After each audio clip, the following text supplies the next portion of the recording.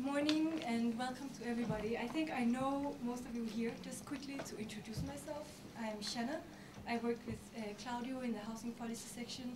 My portfolio relates to forced eviction and housing rights.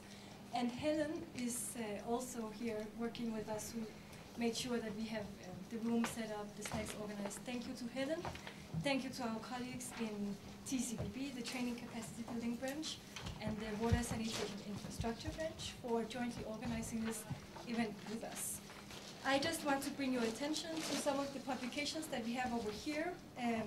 The fact sheets that we jointly produced with OHCHR on the right to water and housing, and two reports that are hot off the press for this expert group meeting. One on losing your home, assessing the impact of eviction, whose main author is with us today, and Forced Evictions, Global Crisis, Global Solutions, where we can see from these two reports that the issue of forced evictions is growing in intensity and scale, and it would be an opportune time for us to reflect on how we may engage with this in the future.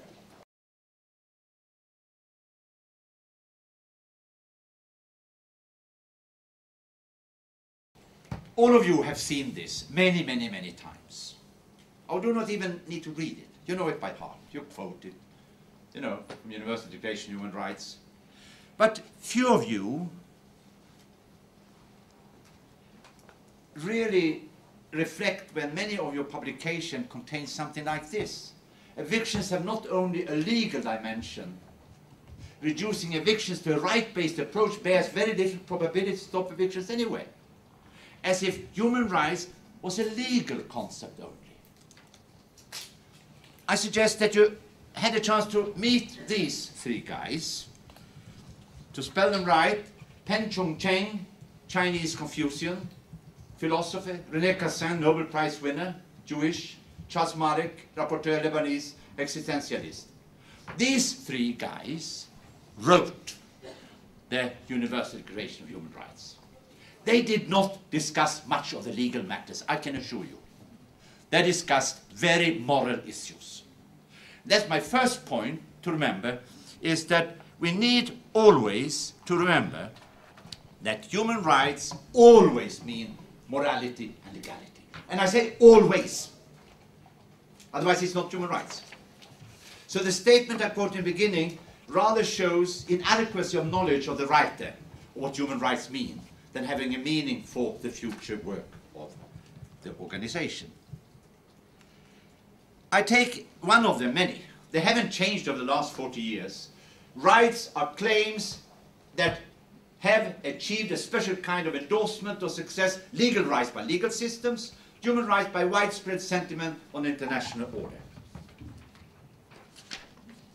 It's very important to recognize that when a UN convention has been taken by the General Assembly, we are all right holders. We're all right holders, automatically. If I live in a country and sit in a country that has ratified the convention, actually taken, codifying this right, then I move from being a right holder to a claim holder. It's very important to see the distinction between these. My definition of human rights is a relationship between right holders and claim holders, or claim holders as a subject of the right, and duty bearers with a correlated duty. It's very important we take it in the right order. Not duty bearers create claim holders. No, it's the claim holders that can claim a right, and because of this, they create the duty bearers. That's the difference from humanitarian law. And it has a content, of course. We could say that a school-aged child has a valid claim to education. Others have duties, obligation to ensure that this right is realized. There are many different types of duties. We normally, before we talk about that, let us look into the roles. Claim holders and duty bearers are roles into which individuals or group get. I take an example of tenant and landlord. Tenant is a claim holder on the landlord is a duty bearer, therefore. But the landlord also is a claim holder to some higher machinery in the government, who then are the duty bearer. So there is a pattern of rights in societies where the ultimate duty bearer very often is the state, but not necessarily so. A tenant has a right to access to drinking water. the landlord had the correlated duty to ensure the availability of drinking water, primary duty bearers. But also, the landlord may not be able to meet his duty because his valid claim on the water authority to provide water is not respected. And that means that this duty bearer is not respected. It's not respected because the water authority does not meet its duty. And it doesn't meet its duty because its claim, relevant, the water authority cannot meet its duty because the government has diverted all drinking water to the wealthier part of the city. Here we have the ultimate chain of claim-duty relationships. The ultimate duty bearer is very often the state, but not necessarily so.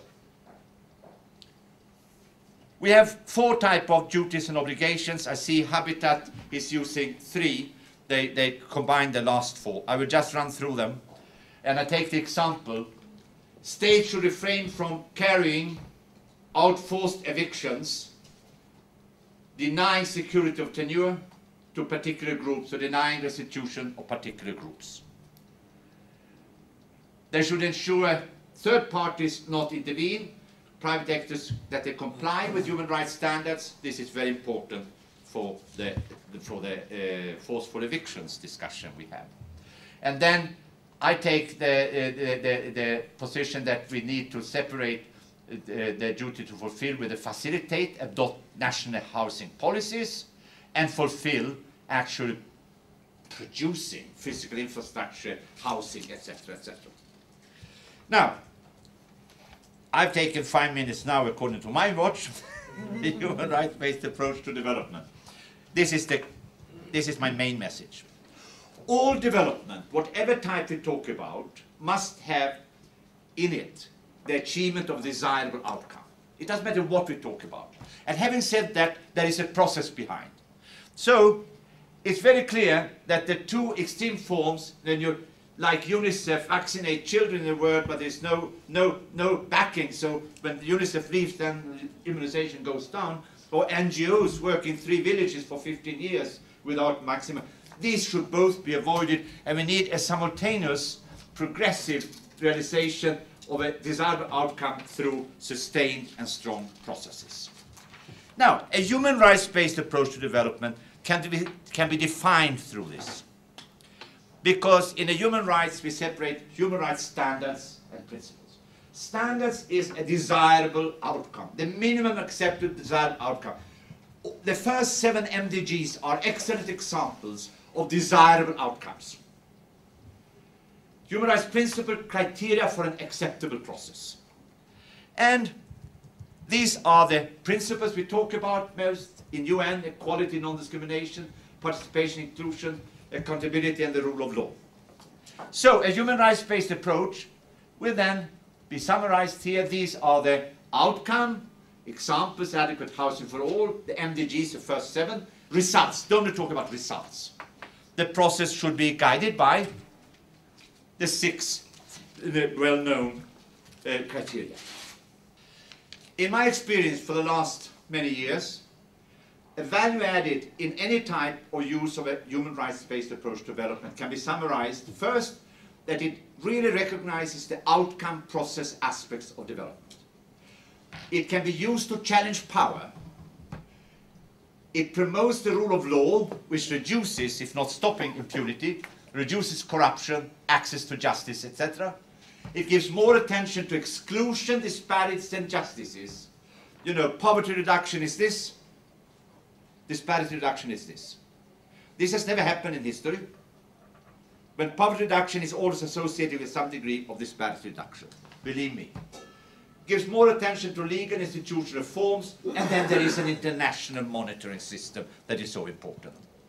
And finally, in the human rights-based approach to development, the individuals are subjects of rights and valid claims on others who have duties. This is different from development thinking of entitlement and basic needs. I think I'm ending with some problems I have noted when I've reviewed some of the Habitat documents the last 20 years. And they are tentative and just for discussion. I see a dilution of the right to housing, because very often I have a quote from one of the reports: while forced eviction most obviously violates the right to adequate housing, it also violates a host of other human rights. Why so strong reference to indivisibility and interrelatedness? It somehow dilutes the focus on the right to adequate housing. That's the way I feel it.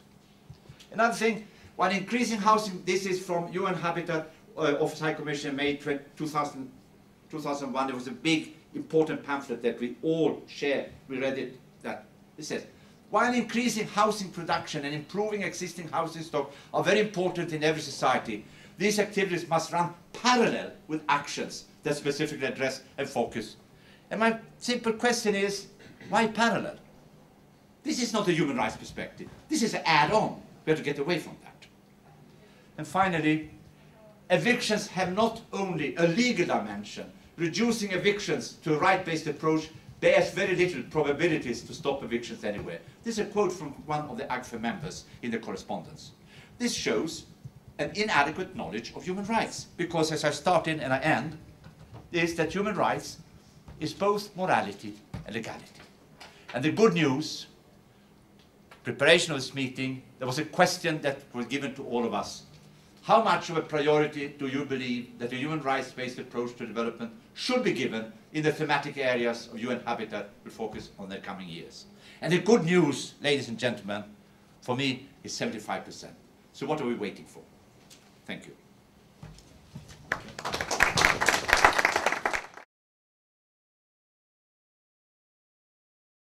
Well, thanks a lot for this opportunity of being here.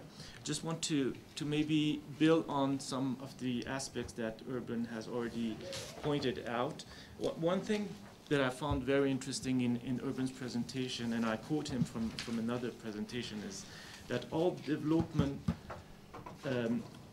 consists of a desirable outcome through a legitimate process. And in a human rights-based approach to development, human rights standards define the desirable outcome, and human rights principle, the legitimacy of the process.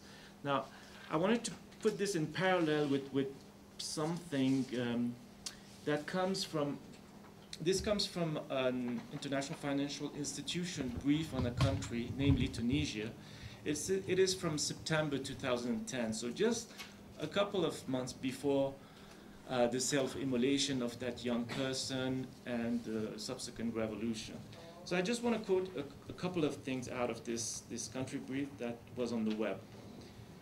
Tunisia has made remarkable progress on equitable growth, fighting poverty, and achieving good social indicators.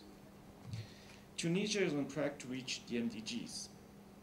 According to World Governance Indicators, Tunisia is far ahead in terms of government effectiveness, rule of law, control of corruption, and regulatory qualities. So I can continue this, but I think it's very interesting to see how sometimes international organizations' work can be disconnected from reality on the ground and aspiration of the people, what they really want. But here we're not here to talk about the errors of international financial institutions, but to maybe look more into how maybe Habitat could work more on human rights aspects.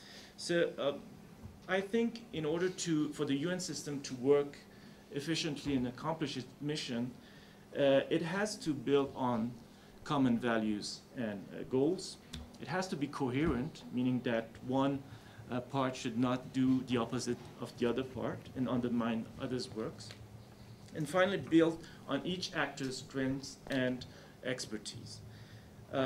For the common values and goals, Urban perfectly showed it. I mean, there is the UN Charter, of course, and human rights are part of it. And human rights mainstreaming is a long story in the UN, goes back in 1997 to Secretary General's report. It entails the fact of course, each organization working on human rights, but it's much more than having just one person or one section reviewing document and saying, okay, it's more or less okay in terms of human rights. in parallel, we can take the issue, the example of gender advisors. It's not that you produce one document and then give it to the gender advisor at a finalized form and say, okay, could you see if it's more or less gender sensitive so that we can get it out for publication. It has to involve in all the steps the work of every person, and that people integrate, first of all, know about human rights. This is not that obvious to know what are we talking about. There are lots of misconceptions going around, both in outside the UN, but also inside the UN, on what human rights are. And of course, having a human rights-based approach, kind of maybe a training or something, could be useful. I mean, I was in UNEP 2 years ago, and they were telling me that I think probably 75% of their staff have been trained on a human rights-based approach to programming, and probably Urban knows much more about this. Maybe that could be something that could be considered in Habitat also. And also, as Urban mentioned, there should be a shift in paradigm, meaning that we need to shift mind from the charity and the needs approach to the empowerment of people. We need to move from political non-binding promises to the legal binding obligations. And this perspective has to be integrated by all of us in order for the system to work coherently. And talking about coherence, of course, we need to acknowledge the fact that sometimes the UN family does not work hand in hand, or and sometimes the perception, for example, in the field of housing and the elements of the right to adequate housing, such as forced evictions, security of tenure, affordability, etc., is understood differently by different actors.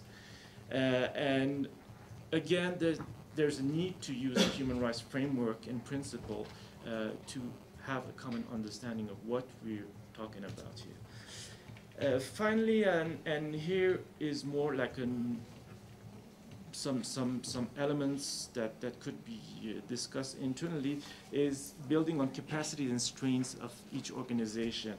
And of course, each of our organizations have different expertise and different strengths. And working together makes things go well. I mean, I think I don't have that much time to go into specific example of common work on right to adequate housing, but maybe during the discussion we can say a few words about this. But one area I thought was interesting for UN Habitat to engage with is that at the international level, you have human rights mechanisms. You have, for example, special rapporteurs. These are independent experts appointed by the Human Rights Council that give recommendation, both global and country-specific recommendation on how to the state should go forward in implementing these rights. You have also a similar thing with the treaty bodies. These are committees in charge of looking at the implementation of a state that has ratified a specific convention. And again, during the reporting cycle, they give recommendation on the way forward to state.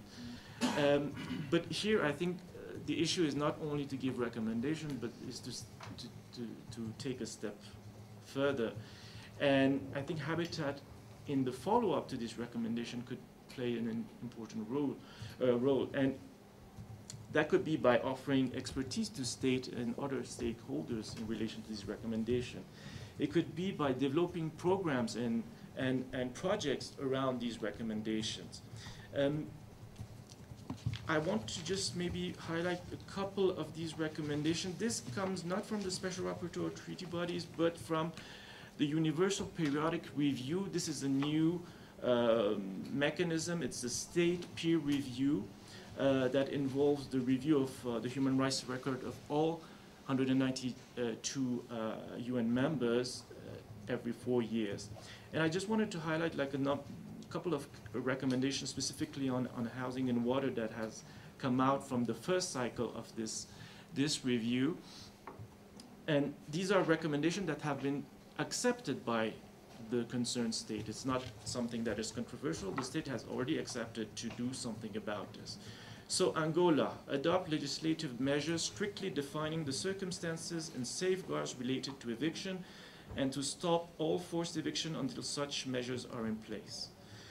Marshall Islands, seek assistance from the United Nations special agencies, funds and programs, especially within the framework of partnership with a view of realizing human rights in the area of education, health, housing and development.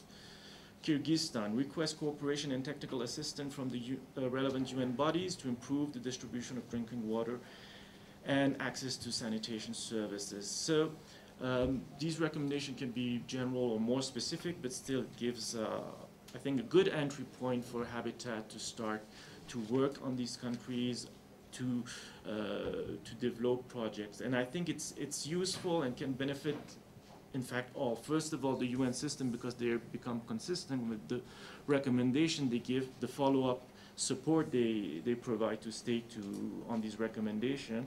It's interesting for donor states to engage in these types of activities that both supports the country but also the human rights system as it is. And also the states themselves, because then they can, of course, 4 years from now, report back to the next cycle on positive steps that they've taken, and they've agreed on publicly to that. So I think I need to finish, I think, and I shouldn't make this urban dialogue an urban monologue. Sorry for this bad joke. And You need two things. but I think just to end, I think human rights are a comprehensive and holistic framework. That's what I was talking about. I think someone's pizza is ready now.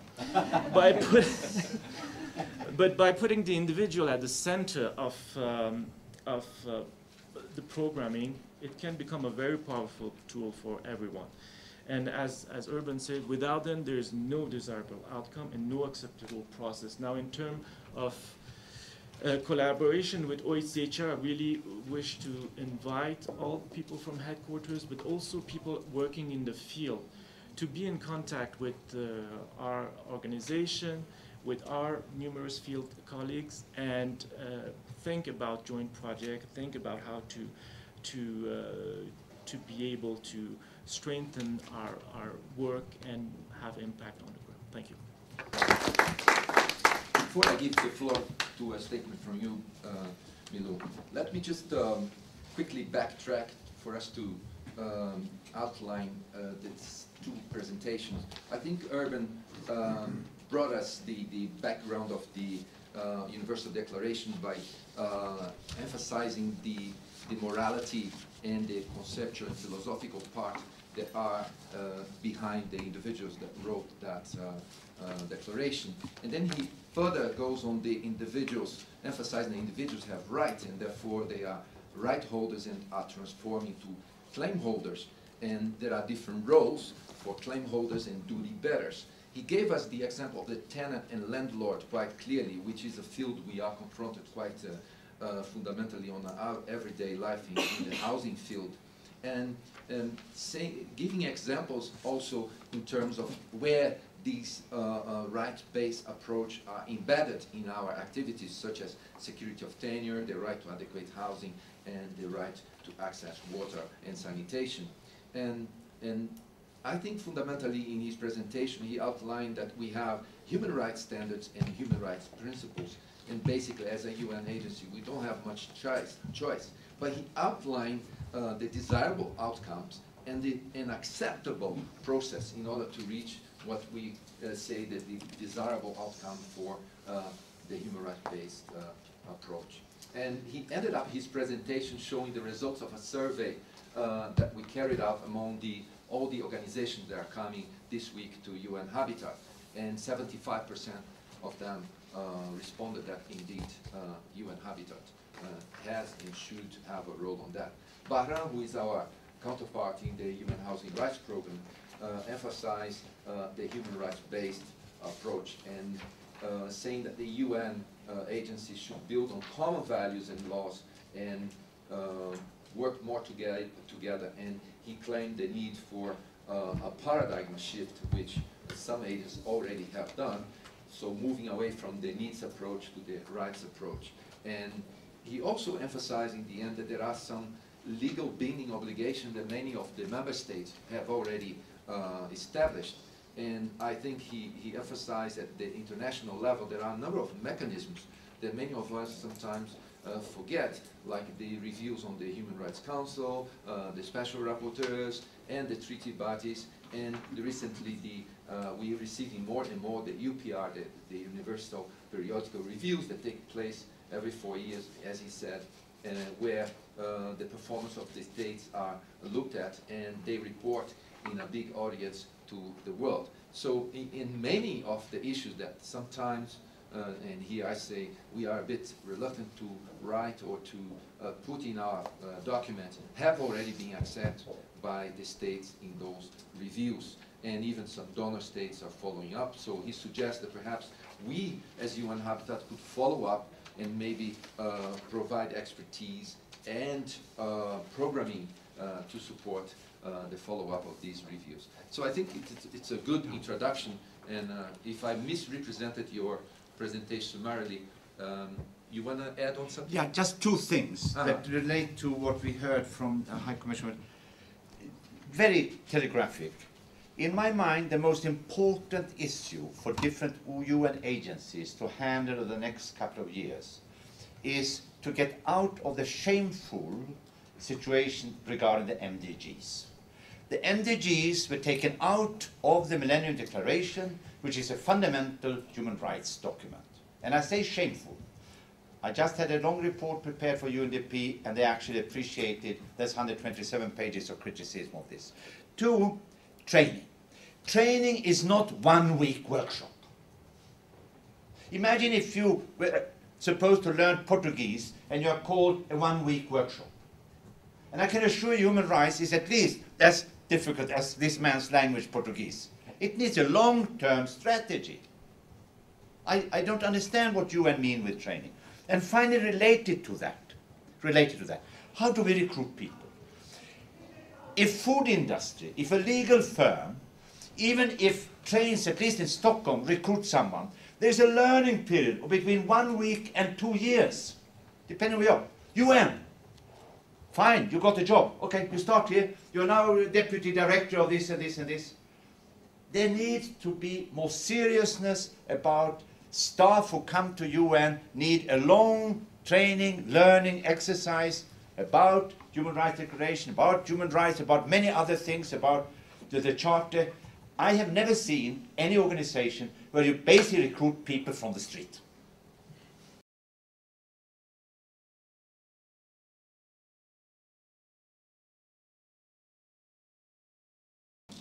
Well, thanks very much, Claudio, and good morning, everyone.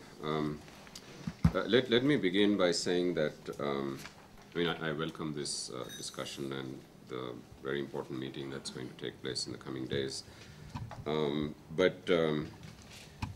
At one level, I don't understand the need for such a meeting because human rights are not, for UN agencies, are not a choice. They are an obligation. They're an obligation that come from the Charter. They're an obligation that come from overall UN program. And they're an obligation because states that are all members of your governing council have reporting obligations. Bahram mentioned the Universal Periodic Review, but states are regularly reporting on the rights of children, the rights of women, on discrimination, on a range of issues, and they are already, there are constitutional obligations that states have as well. So this is a given, and I think what we need to do is to accept that and move forward to how are we actually going to implement the rights, how are we going to monitor them, and what is the work that an agency has to do to protect the people on the ground. And that would be my second point, that beyond The legal issue, I think the issue that Urban raised about morality is absolutely critical, because what we are speaking about when we speak about the rights approach is protecting the dignity of individuals. We're talking about the dignity of individuals, the collective identity of communities.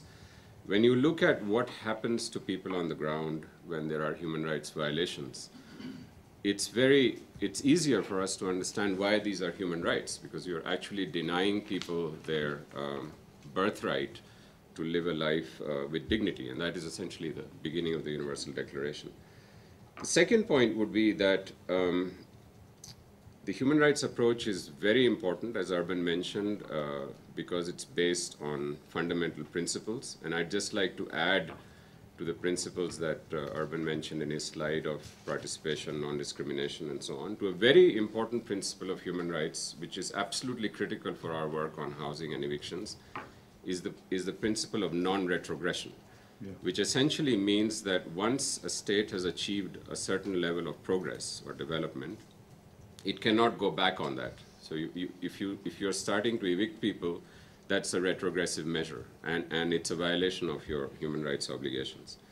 The other point that is very important in the rights approach is that it brings in a measure of accountability, which is missing in other approaches. So states are accountable to their constitutional obligations, they're accountable to the legal provisions that are there, they're accountable to the policies that they announce, and the human rights approach allows us to sharpen that accountability and allows us to say, okay, who is responsible for carrying out evictions? The state is the ultimate guarantor, but the ultimate responsible authority. So accountability is very important. And this accountability, I would stress, is particularly important given the economic policies that states have. And I would see an agency like UN Habitat actually fundamentally challenging those economic policies, because the economic policies that are there, both at a national level, regional level, and a global level,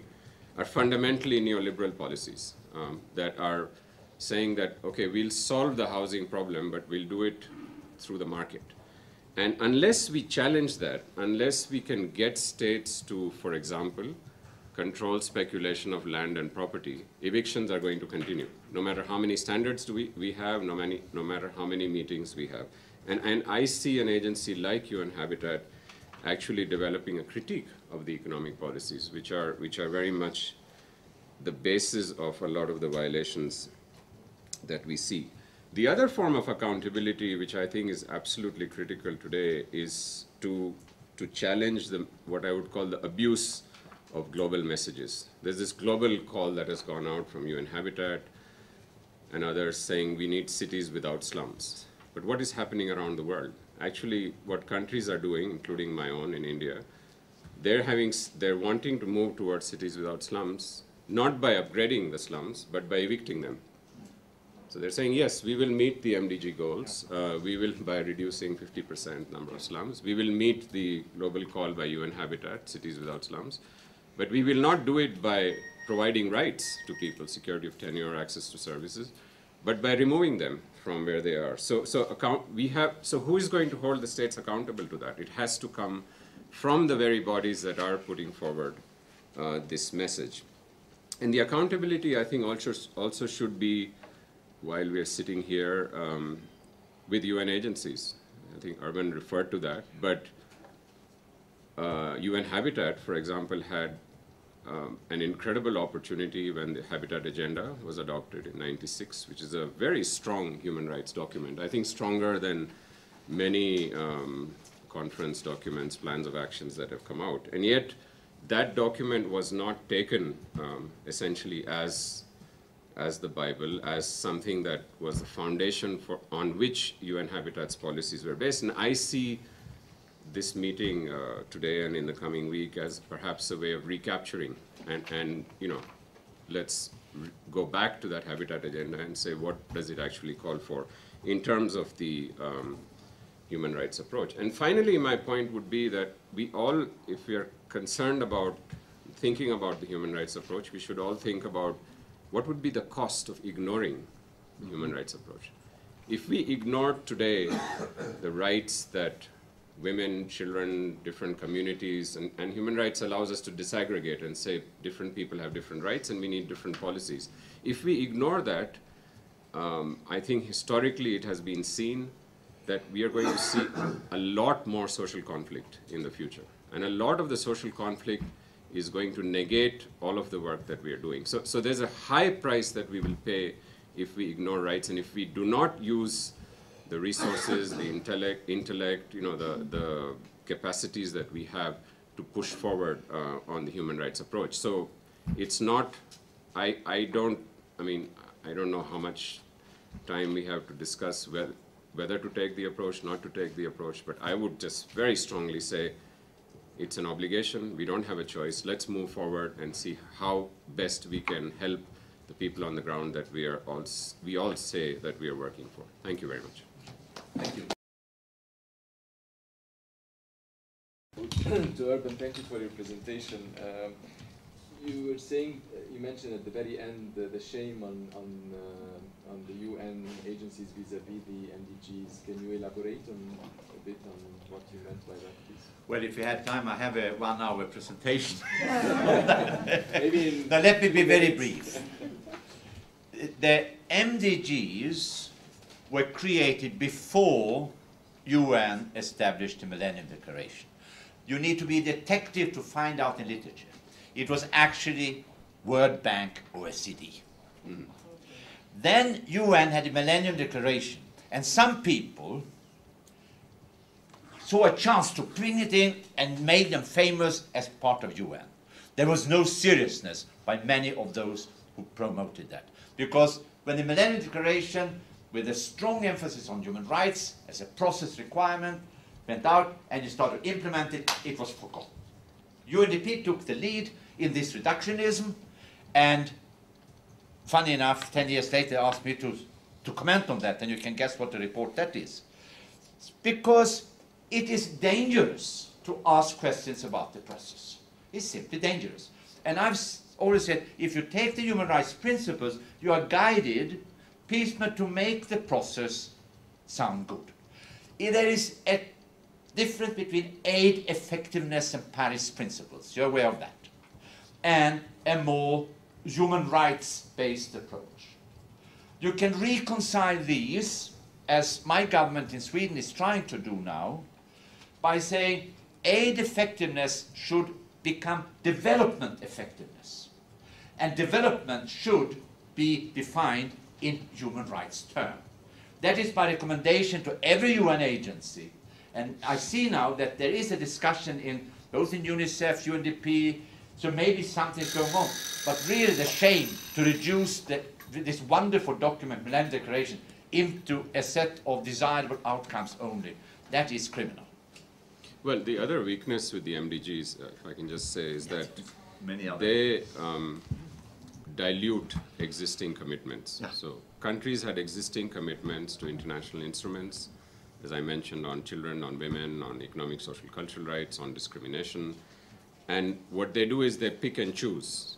So essentially, you are reducing. And this is very convenient for governments because they say, well, okay, it's too big a task to implement the Covenant on Economic, Social, Cultural Rights, but the MDGs we can try to handle. The housing is the best example. And housing Really? is really a good. So Really? that's a critical flaw in the whole makeup. And I would support what Urban is saying. The Millennium Declaration was completely forgotten. If actually, I would urge everybody to read that because it is a very, very strongly a human rights document. The Universal Declaration, as well as you have a number of other rights that have been adopted since then. Comes the rights of the child, the Refugees Convention, and different kinds of rights, you see. So very often, an overarching human rights declaration is there. At the same time, the implementation is done through different other instruments. So there are more and more instruments coming, for example. So how do you then actually find that there are not conflicts within these different kinds of rights, you see? I am not against that we realize the interaction among rights. What I'm saying is that whenever you suggest 3 things, you may debate the 3. If you suggest an option of 9 things, they've diluted it. In UNICEF, I never accepted more than 5 conclusions. Never. because the 6 and 7 and 8 diluted the first 5. It's extremely important to, that was my point there. Concerning the lack of knowledge of Millennium Declaration, I've had a large number of training workshops with UN country teams with all the heads of agencies. I think it's about 40 now. I always ask the question, how many of you have heard about MDGs? All hands always up. Can someone tell me how many there are? 8. Can you tell me MDG 4? Do you know about Millennium Declaration? Yeah, half. How many have read it? And I will check it. 1 or 2. That's deliberate. That is not just something that happened. It's a deliberate process of avoiding UN staff to learn about. I don't want to embarrass you to ask you how many of you have actually read the Millennium Declaration. I mean, now I'm ex-UN, I mean you shouldn't have the salary if you haven't read the Millennium Declaration. I'm very serious about that. I'm very sad about it. So that is how, when I say it's shameful. That's what I mean with that. Also, just to say, even though there are different instruments, they all have the basic same foundation. So there's no conflict between the Convention on Rights of the Child and the Convention on Elimination of Racial Discrimination. They just detail what the state obligations are, and that's very useful. Also now, what Baram mentioned, we have the Universal Periodic Review process with the Human Rights Council. That is actually a fantastic opportunity because it brings together all the rights. So states have to report not only on one instrument, but all the instruments. And not only do they have to report on how they're implementing them and monitoring their realization, they also have to report on how earlier recommendations from the UN, whether it's concluding observations of treaties or rapporteur recommendations, how are they being implemented? So that's something where I think as a UN agency, it seems to be an obvious task that UN Habitat can assist governments in reporting on their Universal Periodic Review process on human settlements. Because that's, as I said, an obligation governments already have. All the ministries are already working on that. I know in India we've had a process of, with the treaty bodies, 1 or 2 ministries were working. Now with the Universal, every ministry is preparing a report on how they're going to implement the UPR recommendation. So there is an opportunity there, and I think, again, I would say we have to move forward and feed into that. It is easy in the world today to promote the civil rights aspect of something, and forced eviction for me is a wonderful example of that. That would be the first thing, if I were the head of this organization, would be the first thing I would say, we do this first, because this is obvious, this is clear. I've said before, forced eviction and the denial of the right not to be, attacked by that is for me almost as obvious as we shouldn't accept torture. I mean, I really can't understand why it is the most abused right in the world. And here I, now, as UN committed person, Habitat has a bloody strong role into stopping this. And that's my challenge throughout. It must be stopped. And it is, from human rights point of view, easier than say, provide housing, provide this, what kind of housing, how much does it cost, should it have been painted, should it what do we mean with essential shelter, and all these can go on. So that is, the second thing is cost. Seldom I refer to my master thesis in economics, but the title of that was that based on the classic economics, it would be better for the world economically that half the world died. And it's 300 pages of formulas, economic formulas, where I show that that is the logic of it. Don't forget the World Bank long ago wrote a report about Botswana, where they said that don't worry about HIV. In the long term, it benefits economically Botswana because the poor are dying, not the rich. They've withdrawn the reports, but I have a copy if you want to see it. So this is very important to actually be aware of that before you start to criticize witchcraft and all these, criticize current dominating economic analysis.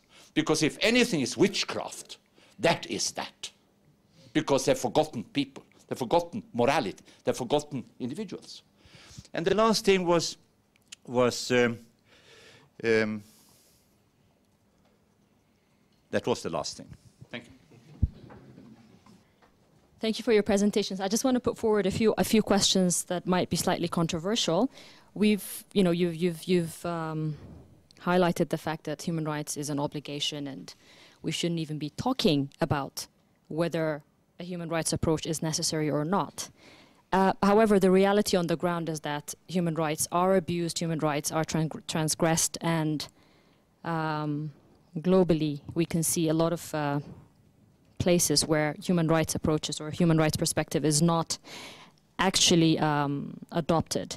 So I wanted you to talk a little bit more about the controversies related to the interpretation of some of the concepts that we've spoken about, and why on the ground a human rights approach is not actually applied in many places. And also, what would you say to governments, and there are governments that actually have this perspective, that would argue that there are prerequisites and that there are certain requirements before we can start talking about human rights. So that there is a huge controversy and a huge perspective in that regard. Say, for example, in a poor country, a government or a certain authority might argue, okay, this is a poor, we have poverty here, there are other basic needs, and how can we talk about human rights? And we haven't fulfilled basic needs such as having food on the table. So this perspective exists out there. I just want to hear what your thinking is on this. And again, what would you say to the perspective that historically evictions have actually been used in certain developed countries to get rid of slums, and that has been a process that some developed countries have gone through. So what would you say to governments that say, well, okay, developed countries have done this in the past to get rid of slums, so why is it that now this is not an approach that we can adopt? So these perspectives exist out there. I just want to hear what your thinking is on these issues. I read very often in Habitat documents this fancy belief in quote-unquote political will. Let me assure you, that's not a very constructive concept. It's about political choices. Political choices based on a deep democratic understanding of what decision makers ought to do. So please use more often political choices. Now, we come to the UN's liberty to choose. Well, I think it was very clear from what Kotari said, there is no choice. When Kofi Annan had the privilege in 1997 to rediscover the Charter and to bring human rights, the Universal Declaration, into the forefront of all UN agencies as a result of the detente in the world after the Cold War, that was a big, big thing. It had been silent, more or less, and now thousands of people started to have the opportunity. And many of us then met in our organizations people who proudly, very few said, I cannot do human rights because that's communism. That was a statement. I have it on tape. And then you are really ignorant. Really ignorant. Now, what about gender? Did we ask the question, well, women, men, it's a complicated thing and we irritate and the political will is not there, so maybe we should wait a little bit. Women should be less paid, they shouldn't have the same education, and if girls die more, we have to take it pragmatically and not become, fanatic about it. No, we didn't do that. Many of us didn't, including those in this room. No compromise. Gender equality. Gender equality, that's what it is. It's the same choice. There is no choice.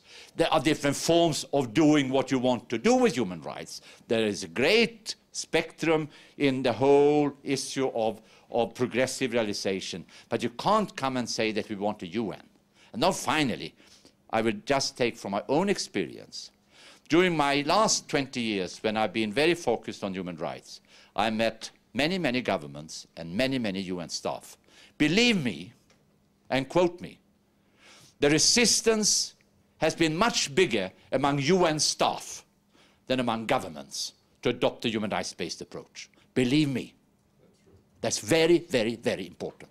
It's among UNICEF's UN staff, and the more senior, the worse. So there's a direct correlation between the seniority and against human rights, because we have to be careful, we have to think of the donors, or we might not get the money, or we have to da-da-da-da-da-da. They're misunderstood United Nations, believe me. Yeah, thanks for your questions. I think you were saying that human rights are abused all over the world, right? We know that. But they're abused precisely because states don't have policies to protect human rights. So it's not, So there's a very direct correlation to that. And I think that one of the reasons, and we keep coming back to that because I think Urban also spoke about that, I did. One of the reasons they continue to be abused is because of the economic policies that states have. There's an ideological position in spite of, you can see it now in spite of the global economic crisis, in spite of all the flaws that have been pointed out in the neoliberal approach, we keep persisting with that approach. And I think, and that's really a cause of deepening poverty. That's a cause of many levels of dispossession. And when countries come and say, well, we are a poor country, we don't have funds, we want to adopt the basic needs approach, we want to give, as you said, food to people. Those are rights issues. Food is a basic fundamental human right. So countries cannot come and say, well, we'll take another approach. Because what is the other approach? The other approaches have not worked historically. And I think that, and we need to, I'd like to go back to an earlier point that Urban was making about economic policy being in the hands of economists. Yes. I would say law being in the hand of lawyers. Okay, we need to rescue law, morality, and economics from the professionals. And it's a very, very basic challenge that we all have. That's why all of us need to get involved. We need to learn about how the global economic system functions. We need to learn about how legal principles apply. And we have to inject the moral aspect of human rights into those systems, because unless we do that, the level of dispossession will continue. My question is to Mr. Johnson. Despite your last comment about more resistance coming from UN staff than from governments, United Nations usually works, we have this position that we take, we go where we are invited, we advise governments, we don't essentially like go where we are not wanted. But obviously for advocacy, for rights-based approach, for legitimacy versus legality, we often need to go even where we are not wanted. What is your perspective on how to proceed when we have to go where we are not wanted? Yes, the thing is, UN usually shelters under the perspective that we go where we are wanted by government. We are called by government, we advise governments. How do we proceed to go when we need to go even where we are not wanted? Yeah, okay. Well, I mean, very simple question. Are all rights equally important, or is there a hierarchy of rights? I was very much involved in, that was High Commission for Human Rights years ago, on can we prioritize rights? Because we know we prioritize needs. And then in the text of human rights, we say we cannot prioritize rights. We have another agreement now, and you may correct me if that has changed in the High Commission for Human Rights. We ended up by saying you cannot prioritize rights a priori. You cannot say that in general right to health is more important than right to education. But in every concrete contextual situation where they have resource limitations, you need to make priorities. And their priorities are sometimes very similar to those we used to do before, but the human rights principle would make sure that we don't break them, at least not break them seriously. So in other words, human rights cannot be prioritized a priori, but everything, including rights, needs to prioritize. Some things need to be done today, progressive tomorrow, etc. That's the answer on that. The second about UN goes to where they're invited. I don't agree on that at all. I used to say we should avoid those countries. UN, remember what United Nations is. There's a General Assembly. All countries are members of the General Assembly. In the name of that, for example, now the UPR, the periodic review, no country come and say, I don't want this, I don't like. They wouldn't dare to do that. So UN should go where it's most needed, not where they are most wanted. That's very important. And this is, for example, I've dealt with nutrition. I've always dealt with the most malnourished countries, invited or not. Because as a UN staff, this is a difference from a bilateral. Bilaterals have this, they have to be invited, etc. But UN does not need that invitation. On this question of, well, all rights are equally important, and that was very well reaffirmed in the Vienna Declaration of Human Rights, which all states agreed, right? Indivisibility, interdependence, and so on. And I think those of us who've been, all of you who are working on the ground, for example, that in a country, if the focus is, and I had this experience in Peru when I went there on mission, if the focus is only on providing the right to health, so people have access to health care, but they go back and live in slums. And the children are playing in the, dirty water, and there's cholera, and there's, so isn't it an obvious thing that there should be the same amount of emphasis on housing and living conditions as there is on health? And I think that the second question, I would very strongly urge that all UN agencies have to develop their own program. Okay, the agency should not be run by what you think governments want you to do, or what you think will make governments angry so you don't do it. And there's a kind of I apologize for using this strong word, but there's a kind of a paranoia amongst UN staff, and I've seen that in many agencies, including in OHCHR, that, oh my God, let's not pick on this country. Oh, no, we shouldn't do this because they're going to get angry. I think you have to develop your own program, and if your own program is based on internationally accepted standards, you're not going to go very wrong. So you can go to a country and say that, well, we're going to do a mission there because the country is carrying out large-scale evictions, which is a violation of its own voluntarily accepted obligations to international instruments. And so that should be fine. I think you are covered by the international instruments. You should feel that the international instruments are a sort of a protective or a guardian that you have. And when I was rapporteur, that was always my mandate, is I don't care what the UN thinks, I don't care what the Secretary General thinks, but I'm there to protect people's rights according to what obligations countries have already ratified. So I think that has to be, and there's I think you must gain a lot of strength from that, because their instruments are fantastic, they're wonderful, there's a lot of work that has been done through general comments and other interpretive instruments on how do you implement the international obligations. So that was all reaffirmed in the Habitat Agenda. What happened to the Habitat Agenda? I think we must ask that question. Do you want to say something?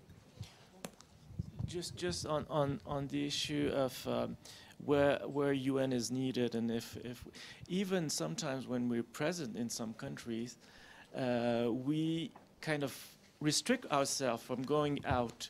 I was in a Pacific island last year, and it was almost a shock for me after a mission that we carried out, an assessment on housing rights, to come back and report back to UNCT and to hear from one of the big UN agencies that, oh, this is very interesting what you're saying to us. I've always told my staff that we should go to these informal settlements and see what's going on, and maybe that's something that we're going to invest. I mean, actually, what is the purpose of being there if you're not going to where half of the population is living and dealing with those problems?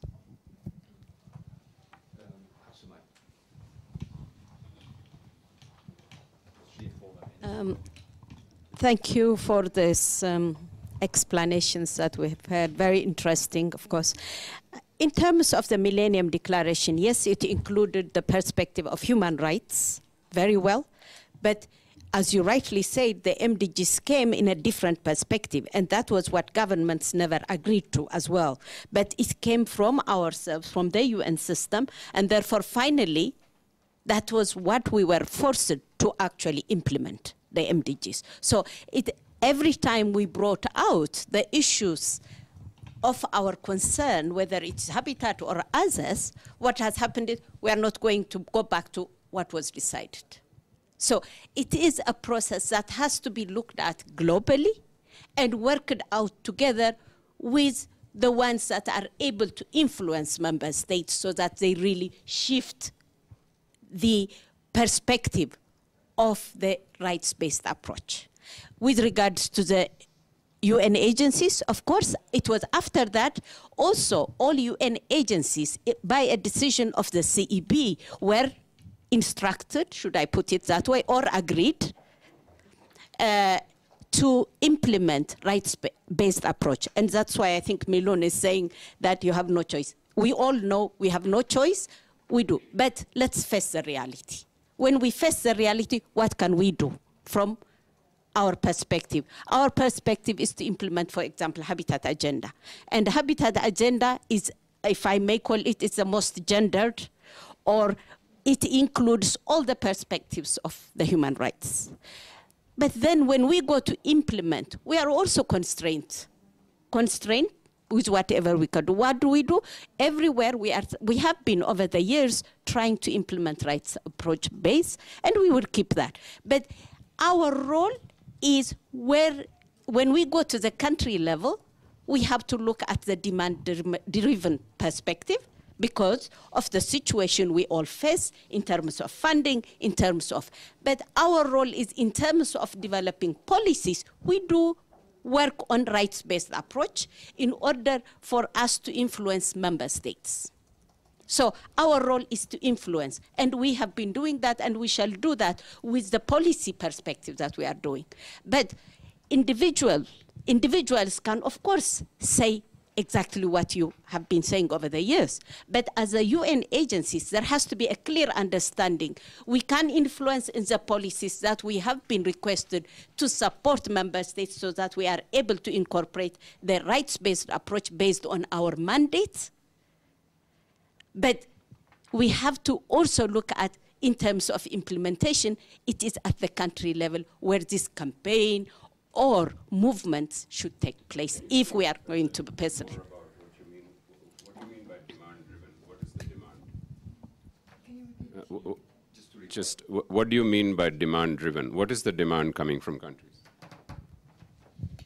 In our perspective, demand-driven is where we are requested to support, for example, member states in developing their national urban policies or in their housing policies. That's where we can make an impact. There, we are clear, and we have been working on it, and we shall do it in terms of the rights-based approach, because that is where there is no contradiction, but we would influence it. But the policy has to have some sort of perspective of rights-based approach. So it will not be the way you do it as we are human rights, we're doing, no, that's individuals. We are within the UN system, when we support here from Habitat, when we support that we are going to support member states in developing their national urban policies, we will use rights-based approach, of course, based on our mandate as well, the Habitat Agenda. But it has to be separated as to what one individual can do as opposed to the agencies. How we can influence differs, so there has to be a clear understanding and move forward. Thank you. Okay, is there any comment? Two points. Is there any other questions here? Okay, I'll give you the floor. Go ahead. Yeah. One of the worst things that can happen if UN agencies now start to take more seriously a human rights approach and human rights perspective is to create isolated cells. I hate the word human rights focal point as much as I hated gender focal point, because that was built in marginalization of the gender issue for 25 years. Everybody has to be gender sensitive. Everybody has to understand human rights. When I am called to make my one-week course on human rights, I have two conditionalities more than my fees. One is that I only provide a 5-day course if Monday and half of Friday are attended by all heads of agencies, and I want them to sign off in writing to me. And secondly, that includes the UN country coordinator, the chief of the UN in a country. This has had a fantastic positive feedback. I don't know of any country where I haven't got from very senior people, this is the first time we were forced to sit, and many were sitting not Monday, but Tuesday, Wednesday, and Thursday. So everybody, including the most senior ones, must go through a long-term, 2-year training program with intermittent type of training to actually learn a human rights language, what a human rights perspective is, make this judgment that you brought up here, when is it opportune to do, when is the risk too high, how can we move forward. You don't cut the branch you're sitting on, because then you can't do anything. You must be a little bit pragmatic on that. But this simple rejection oh, it's too difficult, it's too sensitive. Human rights, oh, I've had so many, what is next phase? It's another development approach. I've been through so many development approaches. That is seriously wrong. Because this is, I come back to what you said, we have to remember that as long as we work with the United Nations, there is really no choice. The choice is what process we choose to move forward, but not to accept in a future programming a human rights-based approach. I just want to give one example that has consistently surprised me visiting different countries. Is when you look at the UNDAF and the CCA process, right, the UN Development Action Framework, the Common Country Assessment, it amazes me that those documents are not based on the country's existing international commitments. I mean, shouldn't that be a given that the UN family promotes an UNDAF and the CCA process which is based on the country's commitments? And I don't know where the priorities come from. I've often asked UN heads of state, and they don't know. And I think that, so here is an opportunity for UN Habitat to say in every country that you're working that your contribution to the UNDAF CCA process will be to ensure that it protects the right to housing according to the commitments that the countries have. And I think that's a very practical step that can be taken. And also, you know, this issue of if UN Habitat is assisting countries in developing housing policies or planning policies, I'd like to see evidence of that, because those planning policies where Habitat has gone on housing policies don't necessarily reflect a full right to housing approach. So that's something where perhaps Habitat can have a kind of a model thing to say, okay, if we are going to contribute to a country's housing policy, here is the model housing rights or, you know, human rights framework, which we are going to recommend to that country based on its local and national conditions. I think there's a very, very clear technical work that can be done, and it can be promoted along with the Office of the High Commissioner for Human Rights. UNDAF Brazil and UNDAF Bangladesh recommended. We're coming close to the end of the conversation we're having. If you have some more comments or questions, please raise your hand so we'll wrap up, and then we open up for conversations and a bite here. Go ahead. Thank you. I was wondering, I hope the intention of the discussion here is not to create a conflict between the needs-based approach and the rights-based approach. I suppose there is a continuum there, because the rights-based approach need to indeed rely on resource availability, which needs-based approach in some ways, you know, help us acquiring resources through a needs-based approach. So I suppose we need to sort of look at it in that context. And also comes in the point of asset-based approach. All communities have assets. To what extent the assets are building bricks for a needs-based and a rights-based approach, you know what I mean? Thank you. Yeah, thank you very much. My question relates to the market and how we can reconcile the market with the rights, the achievement of these rights. Thank you. Yeah, I will be very brief because I know we're over. I jumped when I heard these needs and rights. I will give you some slides about that. In the very mathematical terms, rights implies needs, but needs do not imply rights. That's a summary. Examples, a needs-based approach welcomes charity. Immanuel Kant said charity is obscene in the human rights approach. It's very important. Needs have a hierarchy. There are more important needs. Rights do not have a priori hierarchy. And needs don't have obligations, but rights always have obligations. I have 10 of those that separates it. I worked in a basic needs approach all my life. I mean, that was what dominated UNICEF and many others. So I know what we can do with it. I also, as my last word, have a similarity with housing rights. My 30 years of work has been with children. And I can assure you, they are almost as neglected as housing. It has become much better, much, much better. But still, it's very difficult to convince these politicians who lack the will, as some say, when they talk about children is our future. That's a very common use. And they used to say, no, no, no, no. They are that if they survive. Otherwise, they're not the future. And that is up to you.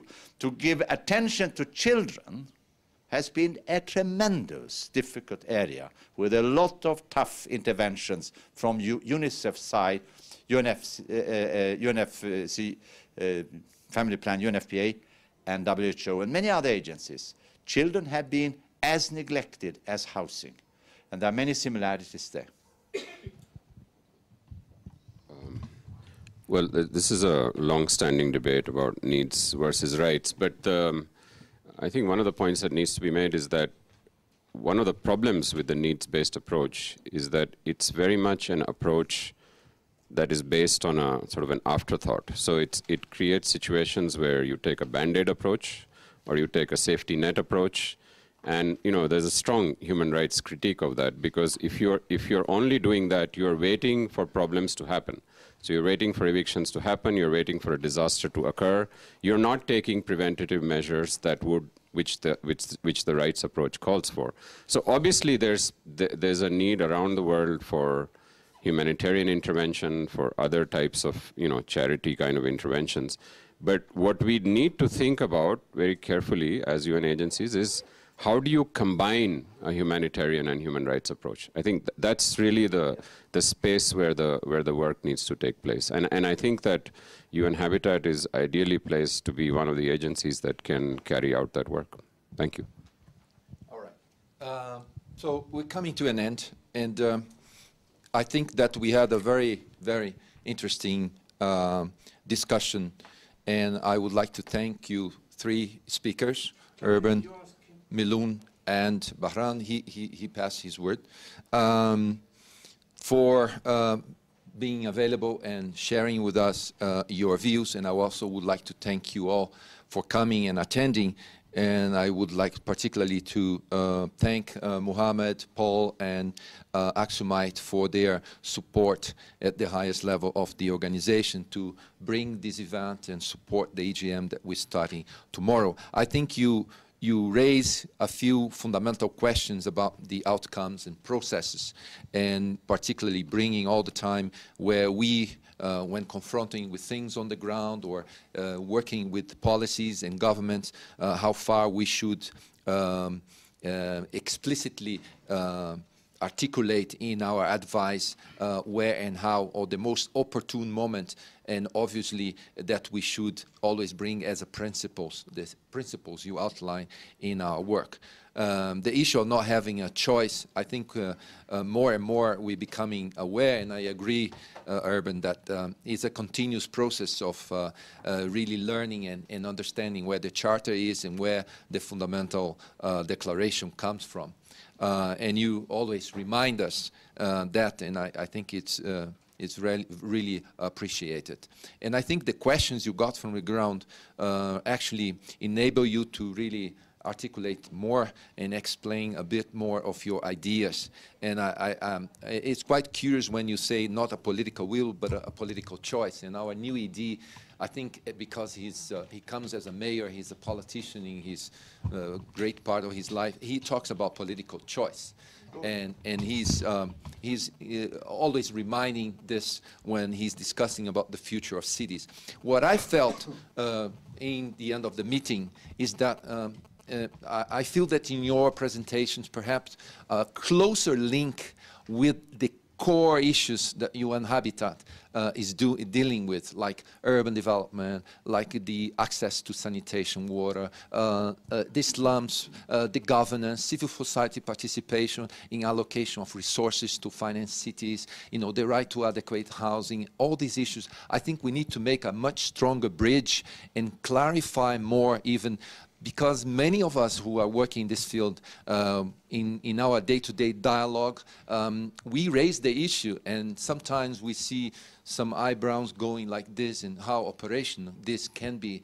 And as you said, we, in our role as UN advisors and going to the ground or discussing with governments, the more we make this bridge and have examples, the more you will reinforce the role of UN Habitat in the area that we are operating. So thank you very much. We have a very lovely, and I hope it's tasty food. The last time we had that, it was really tasty. So, and please help yourself and talk to your colleague. And thank you very much. And tomorrow we start a very exciting EGM. Then we will have more time to share with these individuals their presentations, where they will go a bit deeper on the subjects they presented here. So that was a warm up. So thank you, and thank you all.